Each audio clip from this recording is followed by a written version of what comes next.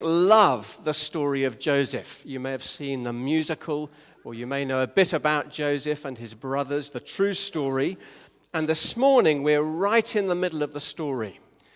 As Tom helped us as we began, we remember that Joseph is now the prime minister in Egypt. He's shot up to a senior position in that country. And God has been organizing all the events of Joseph's life so that he's now in a position to be the rescuer of his people. Because in Egypt at the moment is an enormous famine across the land. They've run out of food. And chapter 42 begins with a cut back to Jacob and his family. So if it was a film, it would say at the bottom, "Meanwhile in Canaan." And it's Jacob and his family, they're sitting around. And although they are the key family in God's purposes, they are facing one or two problems. And what we're going to do is to pick out three things that happen in this passage which are still true today. And that's the first of them. God's struggling people face problems. There we are. I wonder if you could just have a look at the passage and see in the first 5 verses. Here's a little exercise with you and perhaps the person next to you if you need them. In the first 5 verses, can you see what are the problems that they're facing? I'm going to give you 30 seconds, so there'll be a bit of a pause. Just have a look. What are the problems they are facing?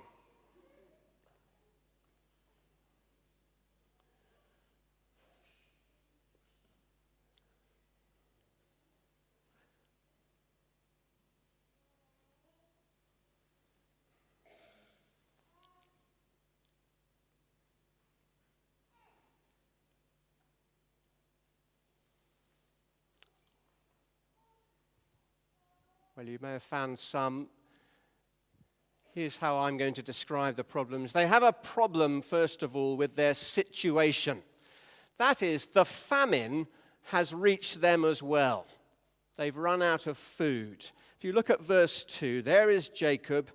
He says, "I have heard there is grain in Egypt. Go down there and buy some for us, so that we may live and not die." They're in danger of starving. That's quite a bad famine. They've run out of food. Here's the breakfast table. There's no more cereal left. That's no good. No more Weetabix, even in the family pack. That's no good. There's no food left in Canaan and no food left in Egypt. They've got a problem. Now, what's surprising is that these are God's family. These are God's people. And even God's people have problems with their situations. Maybe you know that today. Just as Christians today, they don't escape the problems of the world. So Joseph and his brothers and the brothers don't escape the problems of the world. Do we have a problem at the moment in your life of difficulties of one kind or another? Probably isn't famine in our world, but it might be stress or tension or pressure or social exclusion or something like that. So the famine was great, but that actually wasn't their biggest problem. I don't know if you saw as you read through, there is another problem which I'm going to call a problem with themselves. If you just have a look down, and we're going to read in a moment verse 1 again. As we've tracked this family through Genesis, if you've been with us in the mornings, we see actually that they are a very broken lot. You probably wouldn't know that to look at them, but they are a broken bunch. They backchat and they scheme and they lie and they're full of hatred.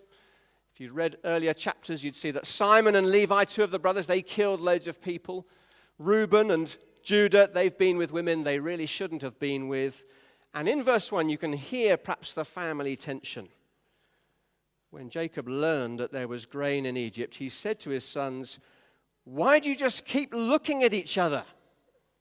So there's a life-threatening family around and outside, and they're just playing on the Xbox, gazing at each other, trying to beat each other's scores, doing nothing to help. And you guess perhaps in verse 4 that Jacob doesn't really trust them. Verse 4, they finally head off to buy some grain, but Jacob did not send Benjamin, Joseph's brother, with the others because he was afraid that harm might come to him. Just like harm came to Joseph when the brothers were meant to look after him. Now, they have a problem not just with the famine and their situation, they've got a problem with themselves. They've got a problem with their own hearts. Now, if I was to dig down into the heart of this one of the brothers at the kitchen table. Let's just retrieve his heart. There we are. Oh, got it. Now, here is the heart of one of the brothers. Would someone like to come and work out with me what's inside the hearts of the brothers? Perhaps a few people could come up. Yes, why don't you come up, Annabelle, very quickly. Anyone else want to come up and dig out from this person's heart? Someone else apart from the Coxon family? Yes, would you like to come up? That would be great. Thank you very much. Well done. Anyone else like to come up? One more person? Lovely. Come up and pull something out of this heart. Brilliant. You have a first dig. Go and pull out something from the heart. Lovely. Hold on to that for a second. You pull out something from the heart. There we go. What's inside their hearts? Not that bit. Just a bit further down. That's it. Right down. That's it. Well done. And you find something in the heart. You find anything? No, not that bit further in. Anything? Yes, brilliant. Can you just open up those and see what we've got in these brothers' hearts? Can you show everybody? Hold it nice and high. Brilliant. This is a family whose hearts are jealous. Thank you very much, Annabelle. Do have a seat. It's a family who are selfish. That's what's inside their hearts. Thank you very much indeed for your help. Do you have a seat? They're a family who are hateful. Thank you very much indeed. Now, the slightly startling thing is that this is the family we're dealing with. This is the family that God is dealing with. Maybe you relate to this in your family, possibly. You have a situational difficulty, but you also have your own heart difficulty. You just don't get on with everyone all the time. There's jealousy, there's competing, tension, just underlying difficulty all the time. And the shock here is that this is God's special people. This is God's people. These are all the things you can apparently get in church life, because these things go on in our hearts. By the way, if you're not a Christian, it's lovely you're here this morning. Please don't be under any illusions. I guess you may not have been, but in case you were, be under no illusions that church life is full of harmony and peace all the time.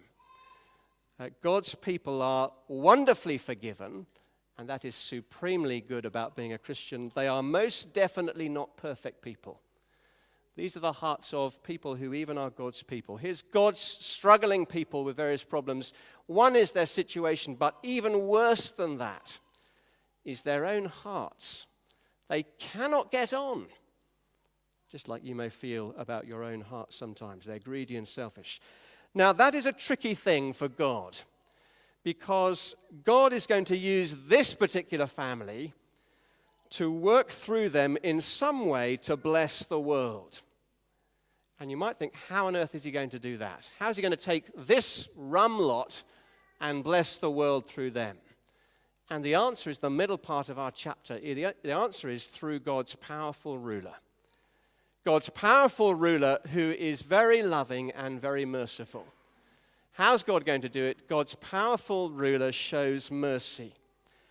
Now just remember, Joseph has rocketed to the highest point in Egypt. He's in charge. The most powerful and significant person except Pharaoh.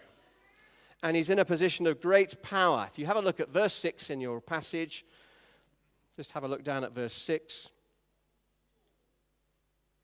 Now Joseph was the governor of the land, the one who sold grain to all its people. So when Joseph's brothers arrived, they bowed down to him with their faces to the ground, just as God said that people would, in fact, through Joseph's dreams earlier in Genesis. Here is God's man of the moment, God's chosen ruler.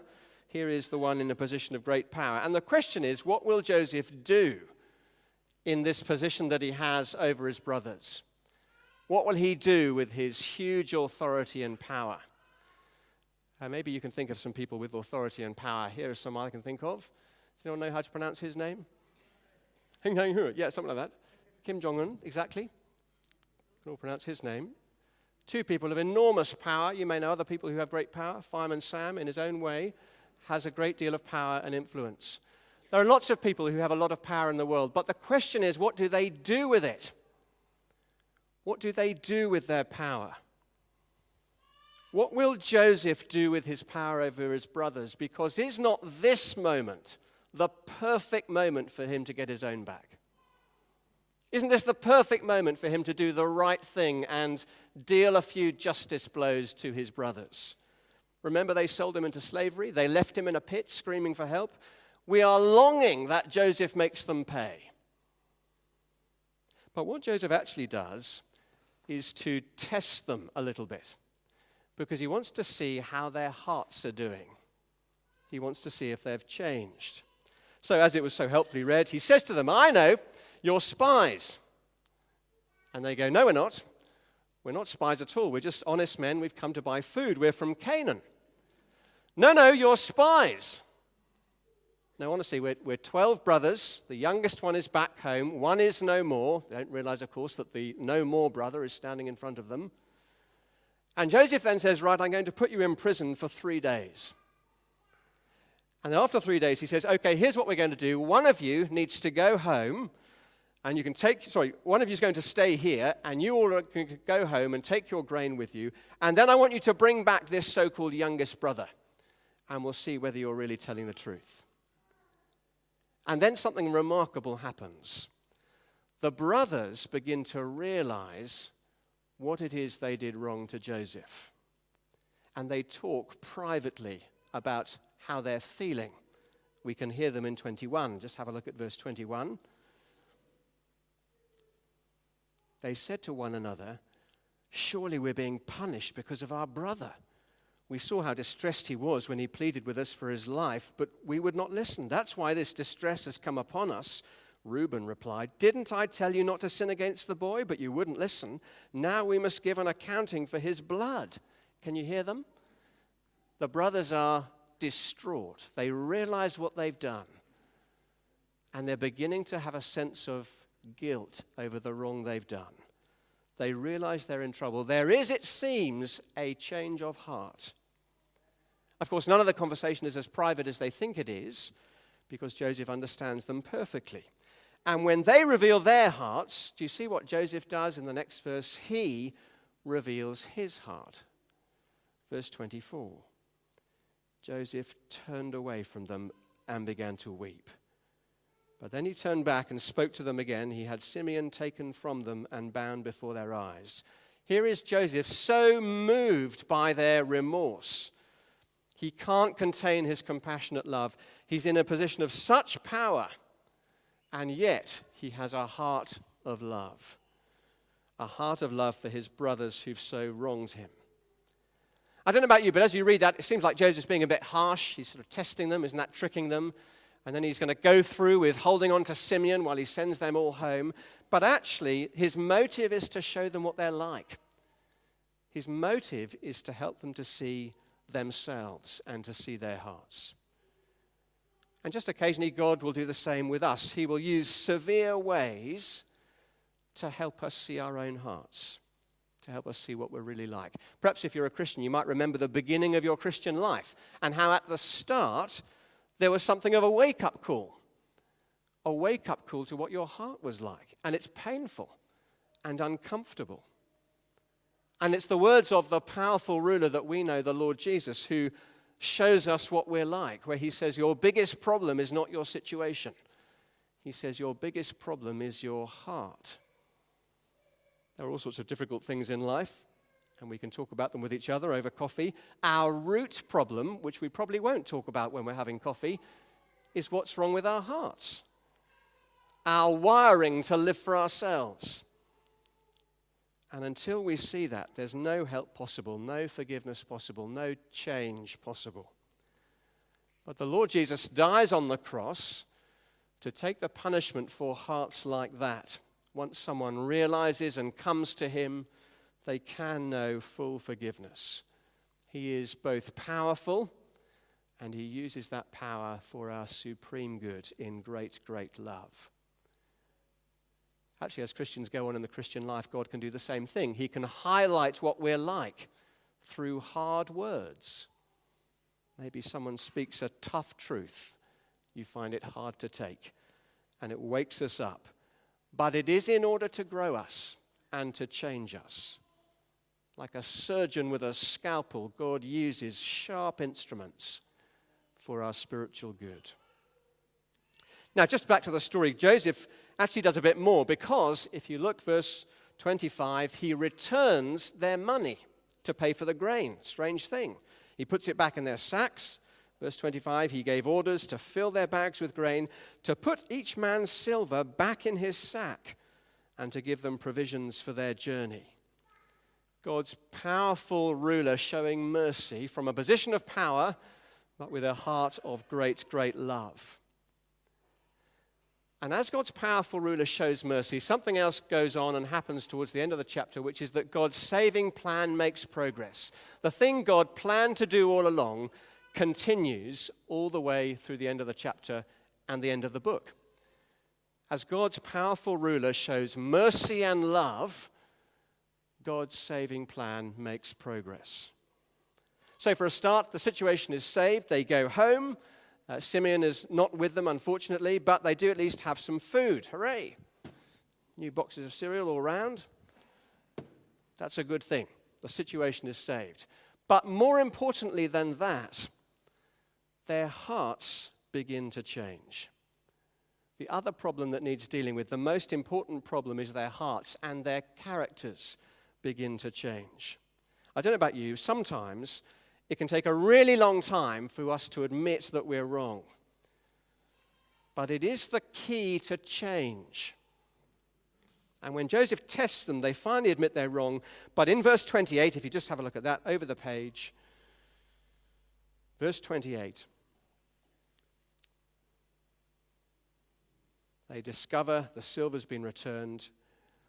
"Here it is in my sack," says one of the brothers. Their hearts sank, and they turned to each other trembling, and they said, "What is this that God has done among us?" What is it that God has done? There suddenly is a realization that God is at work. God is working in their lives to show them what they're like. And they come home, and they tell Jacob about the trip. They discover all the money in their bags. And as they discover the money, can you imagine what Jacob is thinking? This has happened before. It's happened before where they've come back with more money than they should have and fewer brothers than they should have. It's happened before. The last time they brought cash home, it was because they'd exchanged it for Joseph. Money mattered more to them than family. Will they do the same again? Some money's come home. Are they going to hold on to that and leave Simeon? Or are they going to return the money and go and save Simeon? Are they going to choose themselves, or are they going to choose their brother? Will they be any different from before? Well, you read on, amazingly, it's different.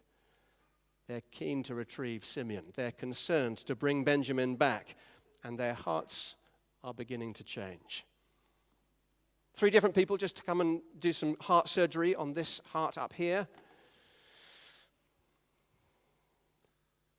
No. Change your mind. Different people. Eddie's sort of red. Come up quickly, Eddie. That'd be lovely. Any other different people? Yes, A. Jeffrey. That'd be lovely. Select A. Jeffrey. Sammy, do you join me? Brilliant. This is the end of the chapter kind of heart. Just open up what you found in the heart and hold it up high. Brilliant. What have you got there? They are honest now. They are honest at least about what their hearts are like. They begin to realize that they have done wrong, that they are sinful in God's eyes. There we are. They're honest. Brilliant. Thank you, Sammy. They're humble. God is at work in their life. God does exist. He's doing something in us, they think. He's humble before God. They don't presume they can live without him. And they begin to be helpful. Yes, we will retrieve Simeon and we'll bring Benjamin back, they promise their father. Thank you 3 very much indeed. Do have a seat. Their hearts begin to change. Now, as you read on, you can see it's not full family harmony. There's still problems to sort out. Jacob doesn't trust them yet. They're not quite reconciled with Joseph yet. You have to read on for that. But it's the beginning of change. They realize their guilt. They realize God's hand in their life. They want to do the right thing. And it's all brought about, this is the most important point this morning, not by themselves. Not by them trying harder and making a New Year's resolution sort of decision. It all comes about by God's powerful and merciful ruler who speaks the truth to them. The way Joseph is in this story is a beautiful setup for us to see how Jesus is with us. We need God's ruler Jesus because he's the most powerful king there is. And just as people bow to Joseph, one day everyone will bow to Jesus.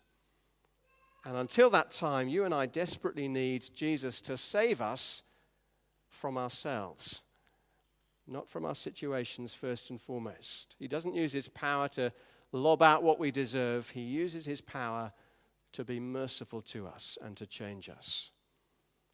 It's funny, isn't it, that when Jesus calls us to believe in him, he does that as a brother, one just like us in every way, who knows our situations, but who is without sin.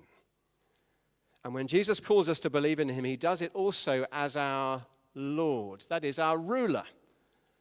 He rules powerfully over us, not to stamp on us and crush us, but to be merciful to us and change us. How good to have a king like that, one so powerful and so loving. He may not extract us from our situations, but he will certainly help us through them, because he helps with our most pressing need. He forgives and changes our hearts. Where else is there to go, I ask, for your life and for mine? The powerful and loving Lord, Jesus Christ, merciful and true. Let me pray for us that we'd continue to look to him.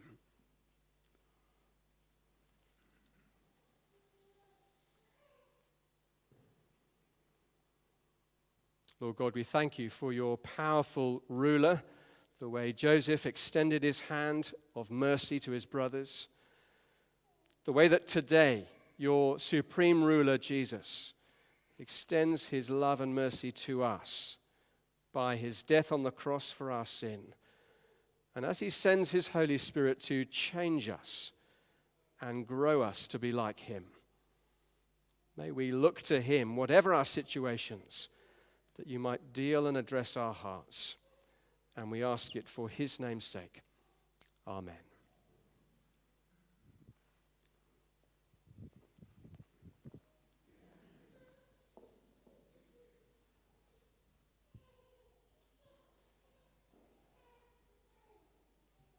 That's great news, isn't it? First Joseph, but now in an even greater way, Jesus, God's powerful ruler, shows mercy from a position of power, showing his heart of love. And we're going to sing of that heart of love now from a position of power, particularly in the chorus of our final song, Unfailing Love from Heaven's Throne, that sought me out and brought me home. Please stand.